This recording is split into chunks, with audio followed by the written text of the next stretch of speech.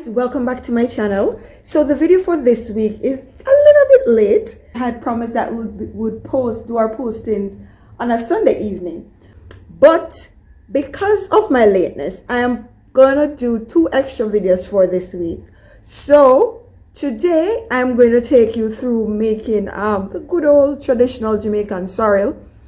On Wednesday, I'm going to introduce you to some food that's not necessarily traditionally Jamaican, but it's a nice addition. It can be a nice addition to your Christmas menu. And on Friday, which is Christmas Day, we're gonna have a different little vibe. And so, ladies and gentlemen, welcome back to my channel. Stay tuned as we look at making a Jamaican sorrel. Bye bye. No, not bye. Don't move. Stay tuned. We're gonna make sorrel. Alright? We made a cake before. And I thought, what are we going to use to wash down the cake, as we say in Jamaica? So today I thought, alright, let's go. Let's show the people how we actually make Jamaican sorrel. Actually putting on my little apron because yes, I said alright.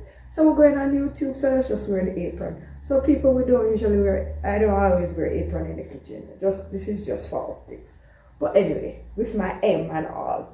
Alright, so first thing, one of the things about sorrel is that it has a lot to do with your taste. So what I'll do is I'll give you the basic sorrel to water ratio, but a lot of the things after that will be dependent on your taste. So firstly, what I'm going to do is I'm going to bring 5 liters of water to a boil. But I do not boil sorrel. I draw the sorrel, well, that's what they call it in Jamaica. I don't know if there's a more correct term for it, but what that is, you put the water to a boil. When the water is finished boiling, then you put the sorrel in it for a while. I usually put it in for like a 24 hours period. So I'm now boiling the water, and next I'm going to wash the sorrel. What I'm using is don't judge me, I didn't go to the market and do the good old-fashioned way, pick the sorrel and all of that. I'm thankful, and I have no shame in saying it, I'm thankful for the day when people actually start to sell pick sorrel or packet sorrel, because that part of the sorrel, the sorrel process, I really didn't like the picking and the things sticking in your fingers. So this is actually a Jamaican brand. It is 100% natural sorrel dried, so it's packaged. Take it out the package, and I'll throw it into a bowl, and I'll wash it 1 or 2 times to just take off any impurities that.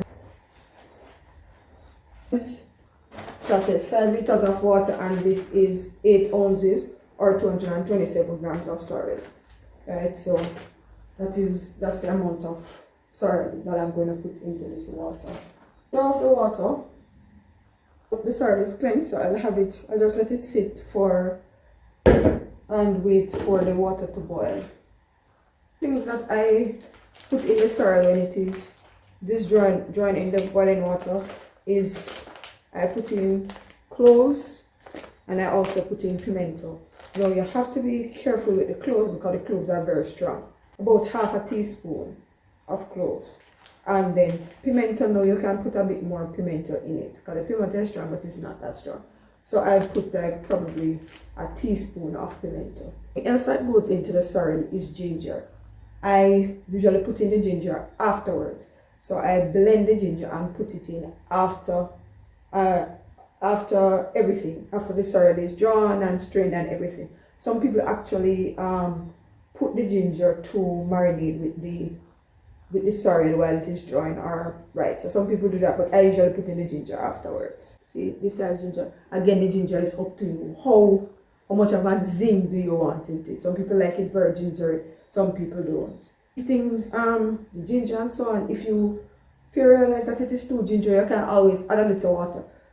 Based on the measurements that I have done with sorrel to water, you have some amount of room to stretch it a little bit more, because it should be very strong when it's finished. Alright, wash it, clean it up, cut it up fine, and put it in the blender.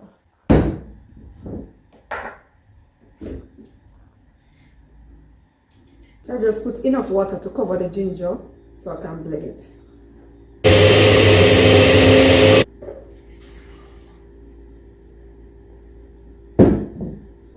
The water is now fully boiling. So turn off the stove. And then add my sorrel. And then, as I said, half teaspoon of cloves. And it's up to you. If you want it stronger, you want it a little more zing, you can put more.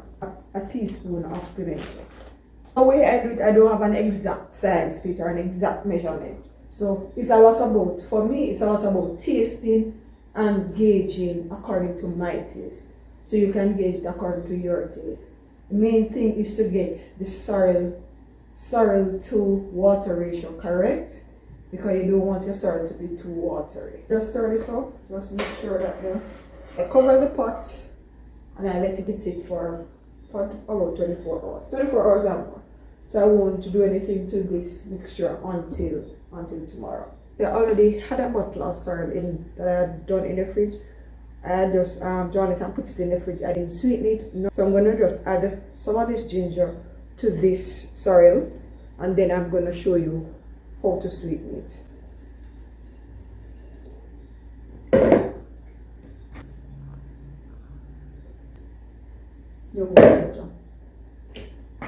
I think this has enough ginger now.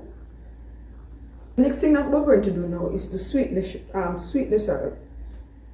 And this part is totally up to your discretion, because sorrel is a kind of drink that never tastes sweet.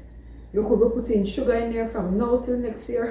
It is very hard to sweeten. So you'll end up putting so much sugar in it and it still doesn't taste sweet to you. So you have to determine what level of sugar, what amount of sugar you want in terms of what you can tolerate, and then you do the sugar accordingly. Granulated sugar is easier to dissolve, and I guess it doesn't change the color of the drink, right?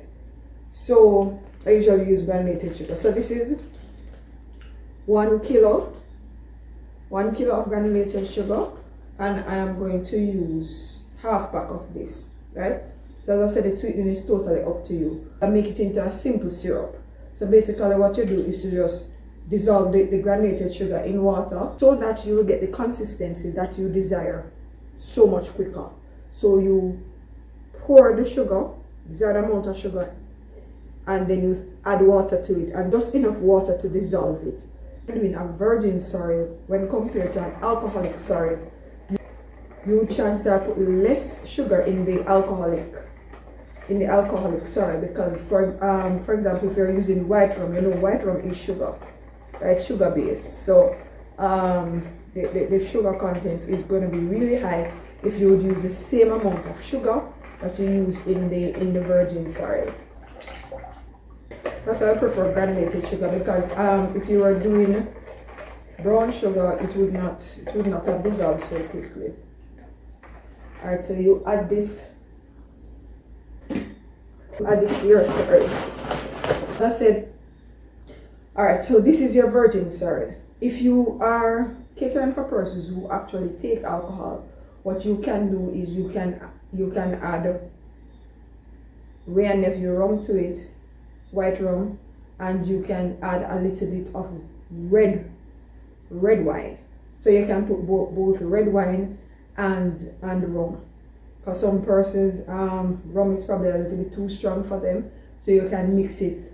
Instead of using a lot of rum, you just put a little bit of wine and a little bit of rum.